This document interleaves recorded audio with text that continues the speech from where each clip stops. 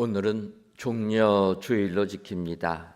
종려주일이란 예수님께서 우리들을 구원하시기 위해 십자가를 지시려고 예루살렘 성에 입성하실 때 수많은 무리들이 요한복음 12장 13절에서 보면 종려나무 가지를 가지고 맞으러 나가 외치되 호산나 찬송하리로다.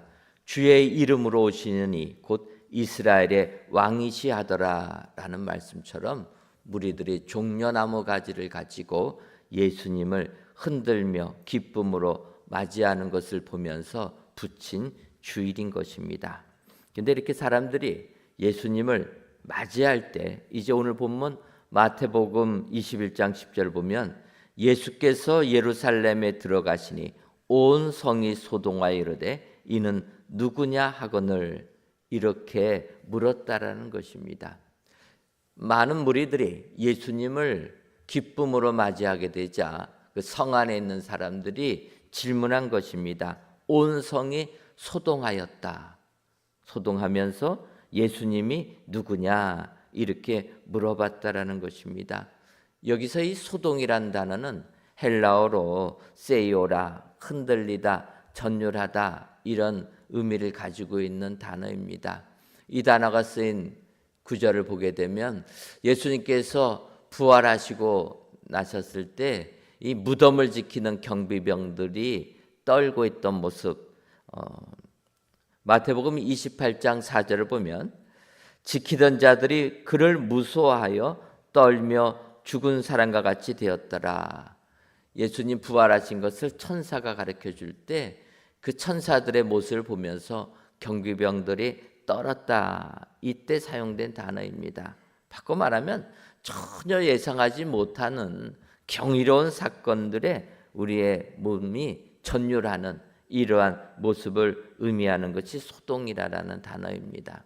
그런데 이 소동하면은 우리가 마태복음 2장 3절에 헤롯 왕과 온 예루살렘이 듣고 소동한지라 이 부분이 먼저 떠오르게 됩니다. 여러분, 이 장면은 예수님께서 이 세상에 태어나셨을 때 성경은 얘기합니다. 예수께서 유다 베들레헴에 나심에 동방으로부터 박사들이 예루살렘에 이르러 말하되 유대인의 왕으로 나시니가 어디 계시냐? 우리가 동방에서 그의 별을 보고 그에게 경배하러 왔노라. 우리가 잘 아는 성탄절 때 언급되는 부분입니다. 동방박사 세 사람이 별을 보고 연구하다가 메시아 탄생의 별을 보고 이 유대 땅까지 오게 된 것입니다. 그리고 그들은 당연히 왕이 낳기 때문에 헤롯의 아들이 태어났나 보다 해가지고 예루살렘에 와서 헤롯을 아련하게 된 것입니다. 그러면서 얘기하는 겁니다. 우리가 태어나신 왕에게 경배하러 왔다. 그런데 그 이야기를 들었을 때 온 성이 어떻게 됩니까? 소란에 빠진 겁니다. 왜 그렇습니까? 헤롯에게는 아들이 태어나지 않았기 때문에. 그러니까 헤롯 왕은 당황하여서 소란합니다. 그리고 그 성에 있던 백성들은 헤롯 말고 이제는 진정한 우리를 통치할 왕이 났으면 좋겠다 생각해서 그 예루살렘 성이 소란하게 되는 것입니다. 그런데 예수님께서 이 땅에 오셨을 때 소란했던 그 예루살렘이 이제 예수님께서 공생애를 시작하시고 십자가를 지시기 위하여 공생애를 마감하는 그 시간대에 다시금 소란했다라는 것입니다. 그러면서 그들이 한 질문입니다. 저분이 누구시냐?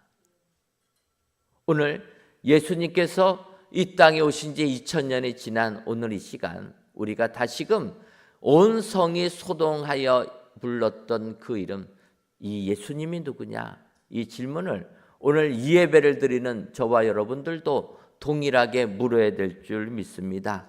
우리를 구원하기 위하여 이 땅에 오신 예수님, 십자가의 고난을 지신 예수님이 누구시냐? 이 예수님 우리가 바로 알아서 이 예수님을 기쁨으로 맞이하시는 저와 여러분들이 되시기를 주님의 이름으로 축원합니다. 그렇다면 온 성이 소동하여 이는 누구냐 한 예수님은 어떤 분이십니까? 먼저 우리 예수님은 말씀을 이루시는 예수님이십니다. 오늘 본문 마태복음 21장 5절을 보면 시온의 딸에게 이르기를 내 왕이 내게 임하나니 그는 겸손하여 낙이 곧 멍에 매는 짐승의 새끼를 탔도다 하라 하였느니라. 이렇게 말씀하시면서 7절을 보면 나귀와 나귀 새끼를 끌고 와서 자기들의 겉옷을 그 위에 얹으매 예수께서 그 위에 타시니 이렇게 말씀하고 있습니다. 바꿔 말하면 예수님께서는 하나님께서 하신 예언의 말씀을 이루시는 분이라 이야기하는 것입니다. 오늘 성경 보면 어떤 말씀을 이루십니까? 스가랴의 예언 그대로 겸손하여 나귀 새끼를 타시는 주님이시라는 것입니다. 여러분 우리가 아는 대로 스가랴서를 보게 되면 스가랴에 대한 얘기가 나옵니다. 스가랴서 1장 1절을 보면 다리오 왕 제2년 8대 달에 여호와의 말씀이 이뚜의 손자 벨렉의 아들 선지자 스가랴에게 임하니라 이렇게 설명하고 있습니다. 스가랴에게 임했는데 다리오 왕 제2년 8대 달에 스가랴 선지자에게 하나님의 말씀이 임했다라는 것입니다. 여러분 다리오 왕 하면은 떠오르는 사건이 있지 않습니까? 어떤 사건입니까? 다리오 왕. 생각이 전혀 안 나십니까? 다리오 왕 하게 되면 느부갓네살의 아들 벨사살이 잔치 베풀다가 술잔치 베풀다가 어떻게 됩니까? 다리오 왕의 메대 나라 다리오 왕에 의해서 죽임당하게 되는 이때 등장하는 사람이 다리오 왕입니다. 다리오 왕에 되면은 다니엘을 사자굴에 던졌던 왕이 다리오 왕입니다. 어떻게 좀 기억나십니까? 다니엘을 사자굴에 던졌던 다리오 왕. 그런데 이 스가랴서에 나오는 이 다리오는 그 다리오가 아닙니다. 그 다리오 왕이 아니고 이스라엘 백성들을 포로 귀환해 준 어떤 겁니까? 고레스 왕의 손자가 이름이 또 다리오 왕입니다. 그러니까 스가랴가 예언할 때는 이 바로 이름은 다리오 왕이지만 다니엘을 사자굴에 던졌던 다리오 왕이 아니라 고레스 왕의 손자 다리오 왕이라 얘기하는 것입니다. 여러분 우리가 이 세상 살면서도 이름이 같아가지고 혼란이 일어날 때가 있지 않습니까? 여러분들 이름 때문에 어려움 당한 건 없습니까? 제 이름이 그렇게 흔한 이름은 아닌데 목사님 중에서도 제 이름과 똑같은 목사님이 계십니다. 전주 양정교회 박재신 목사님이 계십니다. 그분이 합동 측에서 또 총회 임원도 하시고 특별히 그 선교 GMS 이사장까지 하셔가지고 저보다 훨씬 유명하신 분입니다. 그래서 교계에 가서 이렇게 인사를 하면은 전주 양정교회 박재신 목사인 줄 알아요. 그래서 제가 그 목사님이 아니고 저는 다른 목사입니다. 이름이 같습니다. 여러분 이름이 같다 보면 이렇게 우리가 혼란함이 있게 됩니다. 오늘 스가랴가 예언하던 그 다리오 왕은 고레스의 손자라. 여러분 고레스가 포로됐던 이스라엘 백성들 바벨론으로 귀환을 선포하지 않습니까? 역대기야 마지막 장 마지막 절 보게 되면 이렇게 얘기합니다. 바사왕 고레스가 이같이 말하노니 하늘의 신 여호와께서 세상 만국을 내게 주셨고 나에게 명령하여 유다 예루살렘의 성전을 건축하라 하셨나니 너희 중에 그의 백성된 자는 다 올라갈지어다. 너희 하나님 여호와께서 함께 하시기를 원하노라 하였더라. 역대 이스라엘의 역사를 마감하는 그 부분에서 이스라엘 백성의 포로 귀환을 선포해 주고 있습니다. 고레스가 선언하는 것입니다. 예루살렘에서 성전을 건축하라. 그 고레스의 포로 해방을 통해서 바벨론에 있던 이스라엘 백성들이 귀환을 합니다. 그런데 귀환해서 성전을 하려고 하니까 그 예루살렘 근처에 있던 대적들에 의하여 성전 건축이 멈추게 됩니다. 그럴 때 스가랴 선지자가 다시금 예언하는 겁니다. 18년 후에 다시금 예언해서 성전을 건축하라 이야기하는 것입니다. 절망 속에 있던 그들에게 오늘 스가랴서 9장 9절의 말씀을 얘기하는 겁니다. 뭐라고 합니까? 시온에 따라 크게 기뻐할지어다. 예루살렘에 따라 즐거이 부를지어다. 보라, 내 왕이 내게 임하나니 그는 공의로우시며 구원을 베푸시며 겸손하여서 나귀를 타시나니 나귀의 작은 것 곧 나귀 새끼니라. 바벨론이라는 그 강대국 밑에서 고생하던 이스라엘 백성들, 하나님께서 포로 귀환을 시켜주십니다. 성전을 건축하려고 했지만 여러 가지 방해로 건축하지 못하고 있습니다. 그럴 때 스가랴 선지자에게 하나님의 말씀이 임하여서 다시금 지친 이스라엘 백성들을 위로해 주는 것입니다. 그러면서 시온에 따라 크게 기뻐할지어다. 예루살렘에 따라 즐거이 부를지어다. 이렇게 외치는 겁니다. 나라 망해서 포로의 삶을 살던 그들에게 다시금 위로를 해주는 겁니다. 예루살렘에 도착했지만 온갖 대적의 방해로 성전을 건축하지 못해 힘겨워하는 그들에게 다시금 하나님의 말씀을 주시는 겁니다. 기뻐하라는 거예요. 여러분, 우리 예수님은 하나님의 이 말씀을 이루시는 하나님이신 줄 믿습니다. 스가랴서 2장 10절을 보면 여호와의 말씀에 시온에 따라 노래하고 기뻐하라. 이는 내가 와서 내 가운데에 머물 것임이라. 하나님이 함께하기 때문에 기뻐하라 외치고 있습니다. 그러면서 스가랴 선지자는 얘기합니다. 너희들이 기뻐할 이유는 너희에게 왕이 임하기 때문이라. 왕이 없어서 우리가 힘을 못 쓴다 하는 그들에게 왕이 임하기 때문이라 얘기하는 것입니다. 그런데 우리가 아는 대로 왕이라는 존재가 어떤 존재입니까? 왕이라고 권력이 생기고 힘이 생기게 되면 그걸 가지고 백성들을 바로 인도하고 이끌어야 되는데 그 힘에 취해 가지고 마음대로 휘두르는 왕들이 많지 않습니까? 하지만 성경은 우리에게 오시는 왕은 그런 왕이 아니라라는 것입니다. 그는 공의로우시며 구원을 베푸시며 겸손하여서 나귀를 타시나니 나귀의 작은 것 곧 나귀 새끼니라. 이 땅의 왕과 달리 이 땅의 왕으로 오시는 예수님은 겸손하신 왕이시라라는 것입니다.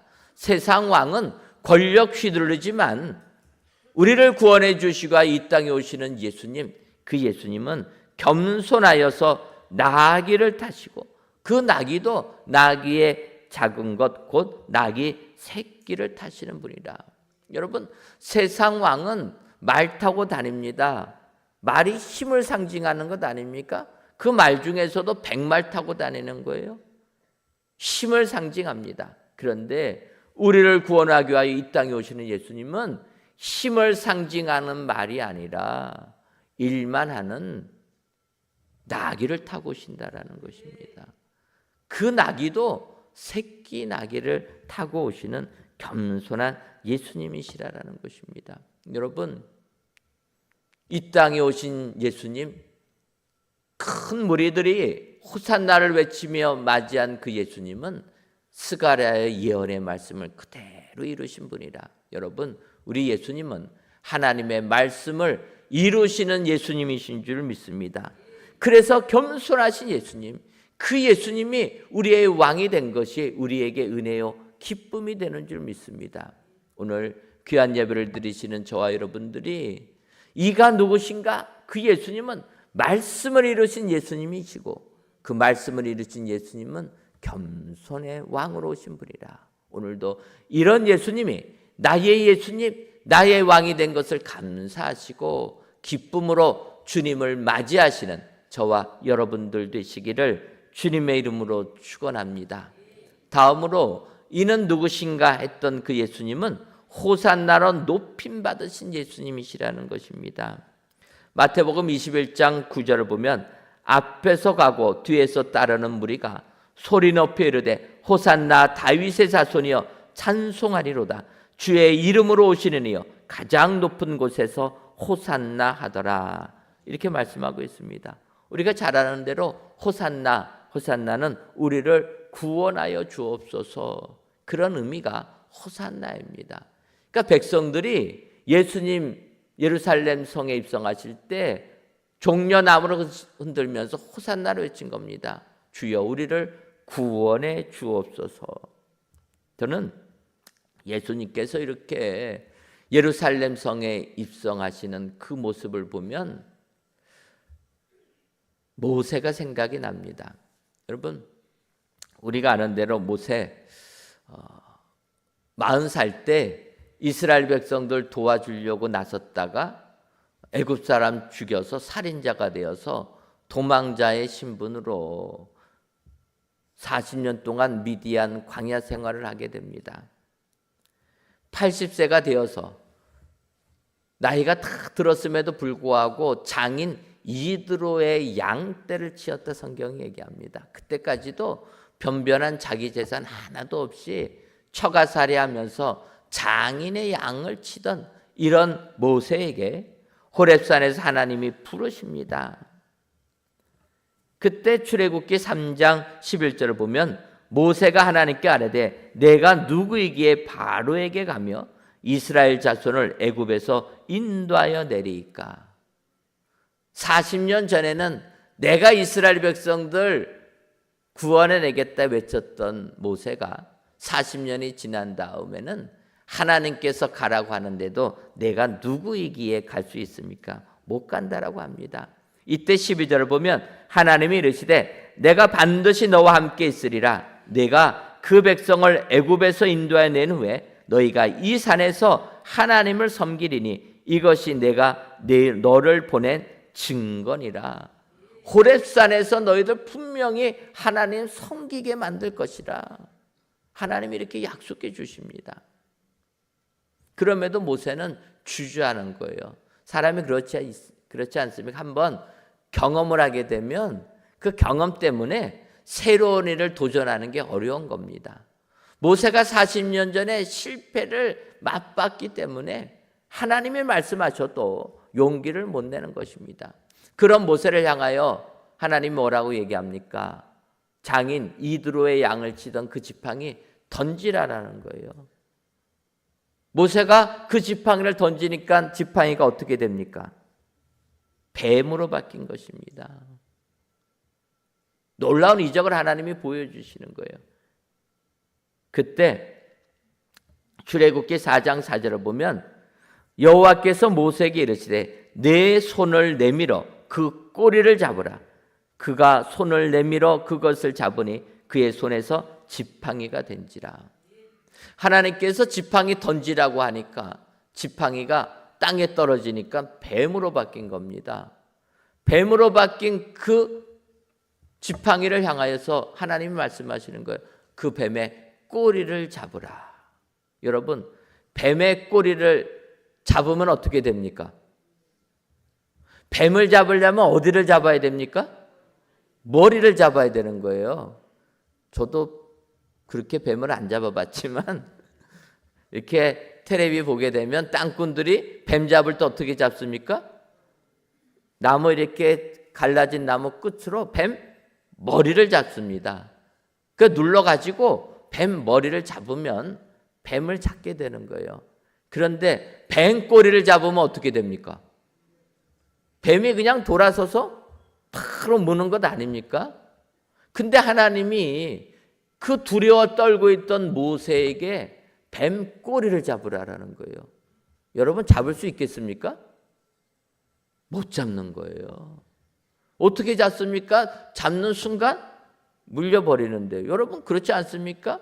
개들도 사나운 개 여러분 손댈 수 있습니까? 못 되는 거예요. 뱀은 물리면 우리가 독이 퍼져 죽는데 뱀 꼬리를 잡으라라는 거예요. 그런데 여러분 모세는 하나님의 말씀에 순종하기 시작했습니다. 그래서 뱀 꼬리를 잡게 됩니다. 잡으니까 어떻게 됩니까? 잡는 순간 그 뱀이 원래의 지팡이로 바뀌게 되었다라는 것입니다. 이와 같은 하나님의 능력을 체험한 모세가 이제 하나님의 일을 하기 위하여서 미디안 광야에서 애굽 땅으로 들어가게 됩니다. 그 들어가는 모습이 출애굽기 4장 20절에 모세가 그의 아내와 아들들을 나귀에 태우고 애굽으로 돌아가는데 모세가 하나님의 지팡이를 손에 잡았더라. 모세가 아내 십보라와 두 아들을 이끌고 애굽으로 돌아가는데 나귀를 태우고 돌아가는 것입니다. 그리고 하나님의 일을 하기 위하여 그 대적이 있는 애굽 땅으로 들어가게 됩니다. 저는 이 출애굽기 4장 20절의 말씀에 이 모세가 결단하고 식구들을 나귀에 태우고 애굽으로 돌아가는 모습이 흡사 예수님께서 우리를 구원하기 위하여 새끼 나귀를 타시고 예루살렘 성에 입성하시는 모습과 비슷함을 느끼게 됩니다.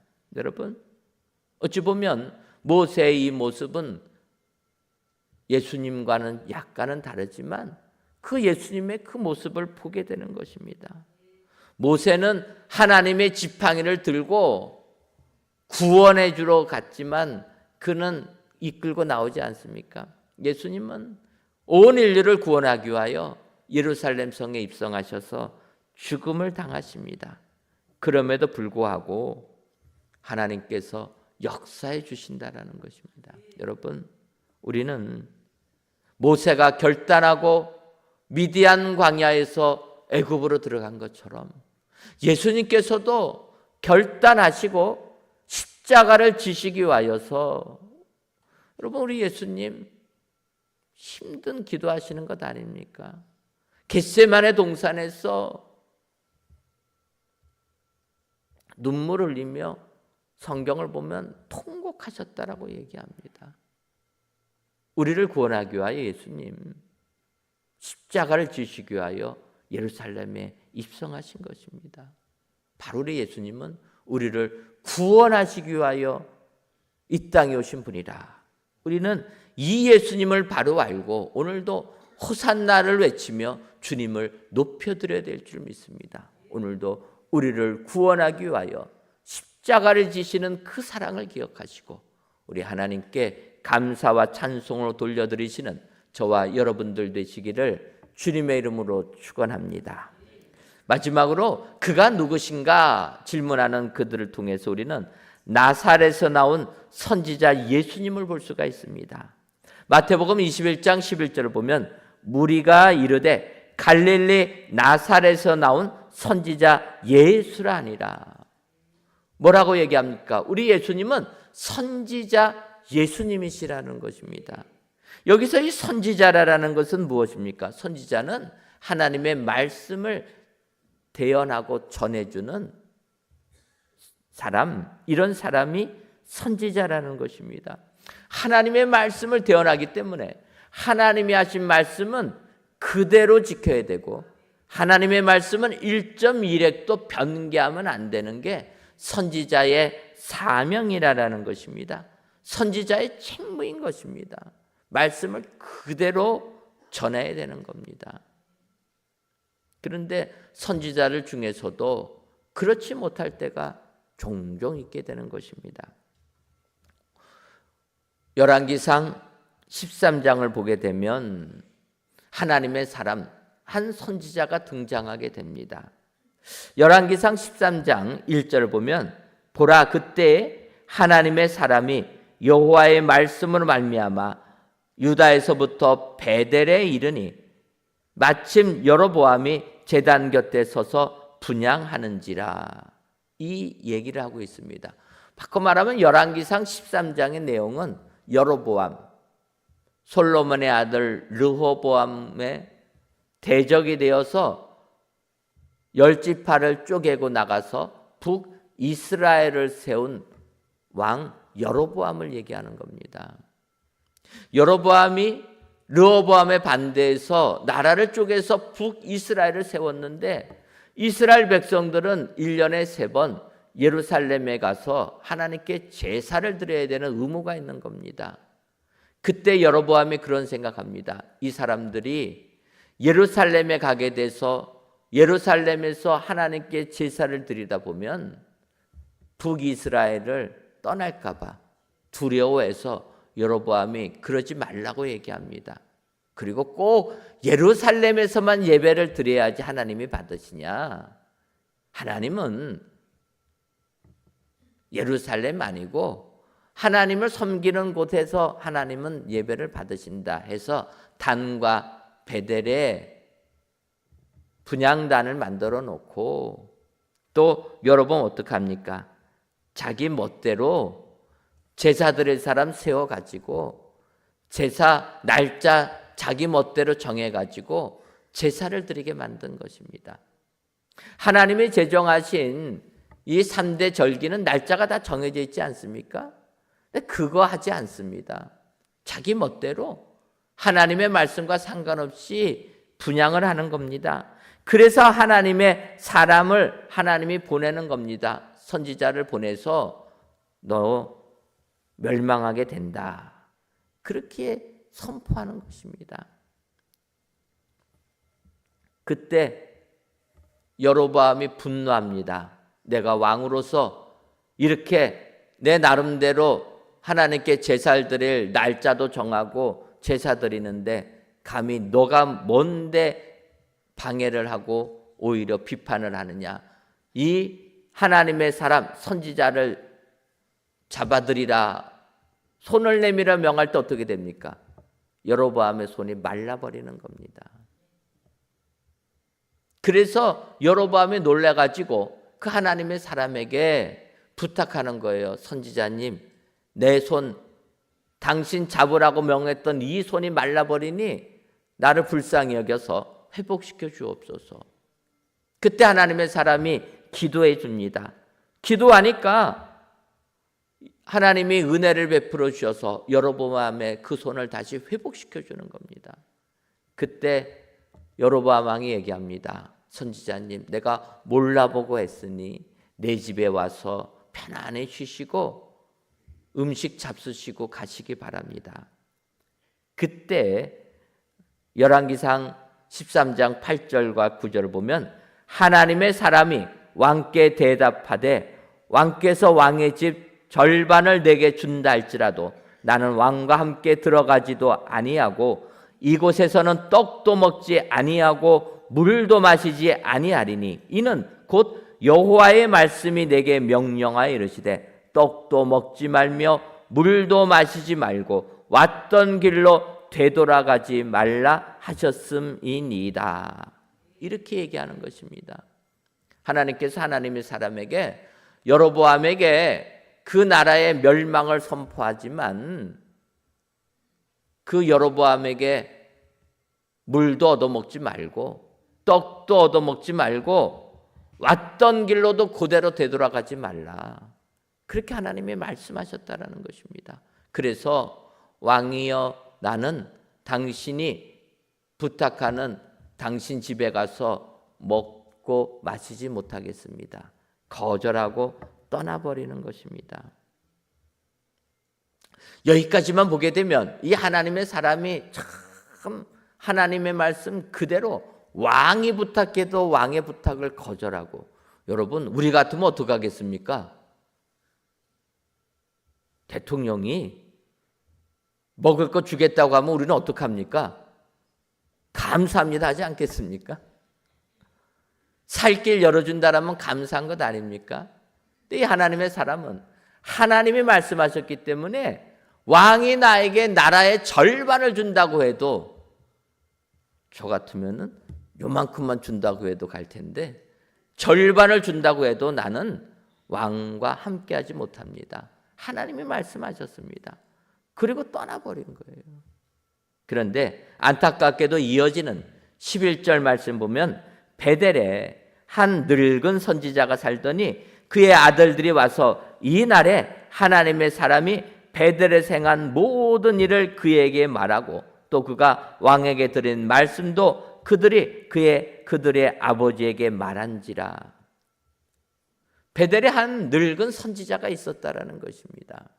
근데 그 선지자가 이 하나님의 사람이 여로보암 앞에서 이렇게 당당하게 얘기하고 하나님의 말씀을 전하고 떠났다라는 얘기를 듣고 뒤따라가는 것입니다. 여러분, 이 늙은 선지자는 왜 그렇겠습니까? 자기도 하나님의 사람 선지자인데 베델에 살다 보니까 왕이 두려워서 왕 앞에 하나님의 말씀을 못 전한 겁니다. 두려워서 못하는 것 아닙니까? 그런데 하나님의 사람, 유다에서 온 하나님의 사람이 여로보암 앞에서 당당하게 말씀 전하는 것을 보고 너무나 만나고 싶은 겁니다. 이분은 어떤 분이길래 이럴까?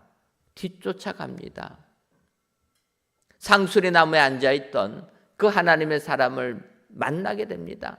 만나니까 이 늙은 선지자가 얘기하는 거예요. 선지자님, 우리 집에 와서 물과 떡을 좀 마시고 가십시오. 그러니까 그 하나님의 사람이 얘기합니다. 여로보암 왕이 했던 말 그대로 하나님께서 나에게 명령하셔서 물도 먹지 말고 떡도 먹지 말아라. 명했다. 그렇게 얘기하는 것입니다.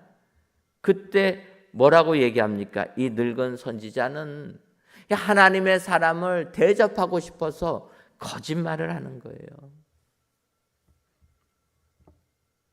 열왕기상 13장 18절을 보면 그가 그 사람에게 이르되 나도 그대와 같은 선지자라 천사가 여호와의 말씀으로 내게 이르기를 그를 내 집으로 데리고 돌아가서 그에게 떡을 먹이고 물을 마시게 하라 하였느니라 하니 이는 그 사람을 속임이라. 이 늙은 선지자는 속여서라도 이 하나님의 사람 여로보암 앞에서 당당하게 말한 하나님의 사람을 대접하고 싶었던 것입니다. 속인 거예요. 여러분, 우리가 주의 일을 행할 때 아무리 목적이 좋아도 거짓말하면 안 됩니다. 속이면 안 되는 거예요. 그런데 이 늙은 선지자, 그 위대한 하나님의 사람 대접하고 싶어서 거짓말하는 겁니다. 천사가 공개하라고 했다. 거짓말합니다. 그런데 이 하나님의 사람이 그 말을 듣고 속아 넘어가고 말았다라는 거예요. 결국 어떡합니까? 늙은 선지자를 따라서 그 집에 와서 그가 주는 떡과 물을 마시게 됩니다. 그리고 떠나게 될 때 어떻게 됩니까? 24절을 보면 이에 그 사람이 가더니 사자가 길에서 그를 만나 물어 죽이매 그의 시체가 길에 버림받으니 나귀는 그 곁에 서 있고 사자도 그 시체 곁에 서 있더라. 하나님의 말씀 어겼던 그 하나님의 사람 사자에게 물려 죽고 말았다라는 것입니다. 여러분, 선지자는 이런 일을 해야 되는 것입니다. 그 선지자, 하나님의 사람은 늙은 선지자의 거짓말을 분별하지 못했습니다. 그래서 우리는 사단의 이 말에 넘어가면 안 되는 겁니다. 이 베델에 사는 늙은 선지자 좋은 의도로 얘기한 겁니다. 나는 그렇게 못하는데. 이 하나님의 사람, 왕 앞에서도 당당하게 하나님의 말씀 선포한 것을 보면서 진심으로 대접하고 싶었던 것입니다. 안 오겠다고 하니까 그를 모시고 싶어서 거짓말을 잠깐 한 건데 그것이 하나님의 사람으로 하여금 죽음에 이르게 만든 겁니다. 하나님의 사람이 죽었다는 얘기를 듣고 늙은 선지자가 애통해합니다. 그러면서 그를 장사 지낸 무덤에 아들들에게 유언합니다. 내가 죽거든 그 사람 곁에 내 뼈를 묻어달라. 그 부분을 보게 되면 이 선지자, 늙은 선지자는 마음으로 공개하고 싶었던 것입니다. 그런데 그것이 앞서서 하나님의 말씀을 속이는 겁니다. 여러분, 우리는 이 늙은 선지자의 모습을 보면서 참된 선지자가 무엇인가를 알아봐야 됩니다. 참 선지자, 하나님의 말씀대로 우리에게 하나님의 말씀을 선포하고 그 말씀을 주는 참 선지자는 진정 예수님이신 줄 믿습니다. 사단의 유혹에 넘어가지 아니하고 십자가를 지기 위하여서 예루살렘 성에 입성하신 선지자 예수 그리스도, 그 예수님만이 우리를 구원해 주실 능력의 선지자임을 아시고 오늘도 우리를 구원하기 위하여 이 땅에 오신 예수님을 진심으로 기뻐하시고 우리 주님께 호산나를 외치며 주님을 맞이하시는 저와 여러분들이 되시기를 주님의 이름으로 축원합니다.